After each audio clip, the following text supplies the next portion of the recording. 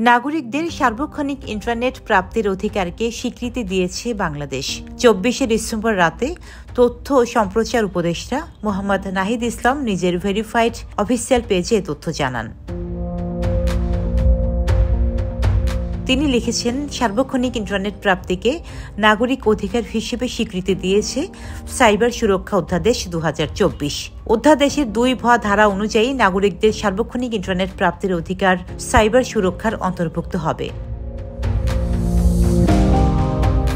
অন্তর্বর্তী সরকারের তথ্য প্রযুক্তি নীতি উপদেষ্টা ফায়েজ তাইয়ুব বলেন, দক্ষিণ এশিয়ার ইতিহাসে প্রথম দেশ হিসেবে বাংলাদেশ নাগরিকদের সার্বক্ষণিক ইন্টারনেট প্রাপ্তির অধিকারকে স্বীকৃতি দিয়েছে। সাইবার সুরক্ষা অধ্যাদেশটি সংজ্ঞায়নের ক্ষেত্রে অত্যন্ত সমৃদ্ধ ও ভবিষ্যৎমুখী।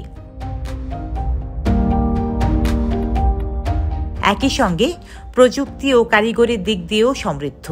আইনটি মানবিক ও ক্ষতিপূরণ প্রশ্নে ভুক্তভোগীকে পর্যাপ্ত সুবিধা দেবে। হয়রানির প্রশ্নে আদালতকে অবহিত করেনও বাধ্যবাধকতা তৈরি করেছে। বিচারককেও পর্যাপ্ত স্পেস দিয়েছে। তিনি আরও বলেন, অনুমোদিত এই আইনের অধিকাংশ ধারাই জামিনযোগ্য করা হয়েছে। পাশাপাশি ডিজিটাল সিকিউরিটি আইনের বিপরীতে শাস্তিকে কমিয়ে অর্ধেকের নিচে নামিয়ে আনা হয়েছে। ডেস্ক রিপোর্ট, সাম্প্রতিক দেশকাল।